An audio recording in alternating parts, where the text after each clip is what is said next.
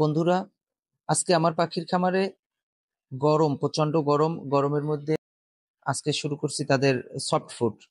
আজকে সফট ফুডের মধ্যে আছে ছোলা বুট। এটাকে এর আগেই ভিজিয়ে রেখেছি গতকালকে।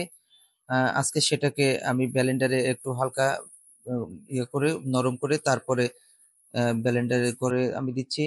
এই যে আস্তে আস্তে করে সবগুলোকে খাবারে দেওয়ার জন্য রেডি করছি। ওদিকে আমার পাখিরাও বেশ সফট ফুড খাওয়ার জন্য কিন্তু বেশ উত্তেজিত অবস্থায় আছে। তারা বারবার করে দেখতেছে যে খাবার রেডি হচ্ছে।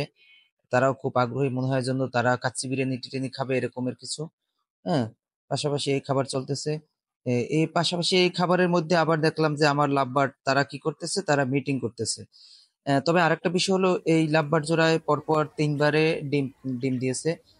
ডিমে ঠিকভাবে তা দেয়, কিন্তু ডিমে আসলে বাচ্চা আসে না। কেন আসে না এখন পর্যন্ত এটার কোনো সমাধান আমি পাইনি, এবং পাশাপাশি তাকে ব্রিডিং এর জন্য কোর্স করা হয়েছে, ঔষধও খাওয়ানো হয়েছে। কিন্তু তারপরও বাচ্চা আসছে না। যদি কোনো পরামর্শ থাকে তাহলে কমেন্ট বক্সে অবশ্যই জানাবেন। ভিডিওটি দেখার জন্য ধন্যবাদ।